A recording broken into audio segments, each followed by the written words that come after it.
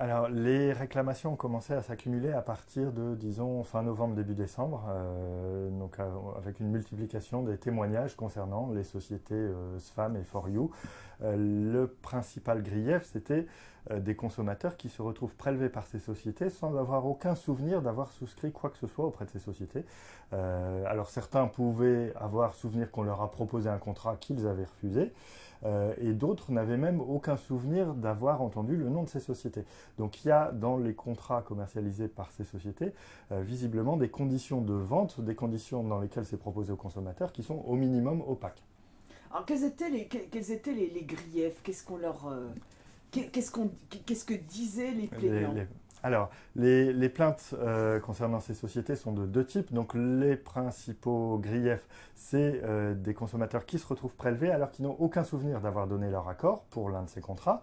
Et les autres griefs qui sont formulés, c'est des consommateurs qui ont accepté, parce qu'on leur a fait miroiter un mois gratuit, ils ont demandé à arrêter le contrat et ils ne parviennent pas à obtenir l'arrêt des prélèvements. Donc au total, on se retrouve avec des dizaines de consommateurs qui se plaignent de ces sociétés parce qu'ils ont des prélèvements qui ne parviennent pas à faire arrêter malgré leur volonté. Alors, le nombre est important. Est-ce que c'est parce que la société, elle minimise, hein, elle dit c'est dans 0,04% de nos clients, enfin, qui se plaignent. C'est un épiphénomène Alors, c'est difficile de quantifier. Donc, ce chiffre-là, bah, c'est la société qui le donne. Il est forcément invérifiable, hein, puisqu'on n'a pas, on n'est pas dans la société pour le vérifier. Maintenant, nous, ce qui nous inquiète, c'est la multiplication des témoignages. On a commencé à en recevoir en nombre à partir de fin novembre, début décembre, et depuis, ça ne s'est pas arrêté. Depuis l'apparition de notre article il y a une quinzaine de jours, on continue à recevoir de nouveaux témoignages de consommateurs qui se plaignent d'être prélevés par ces sociétés sans comprendre comment ils ont souscrit, ou alors qui continuent à être prélevés alors qu'ils ont demandé la résiliation des contrats.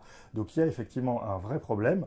Peut-être que la société le minimise, mais c'est un vrai problème qui porte à la fois sur les conditions de vente de ces contrats par les sociétés SFAM et For You, et aussi sur les conditions sur le service client et la capacité de ces sociétés à enregistrer les résiliations qui sont demandées par les consommateurs.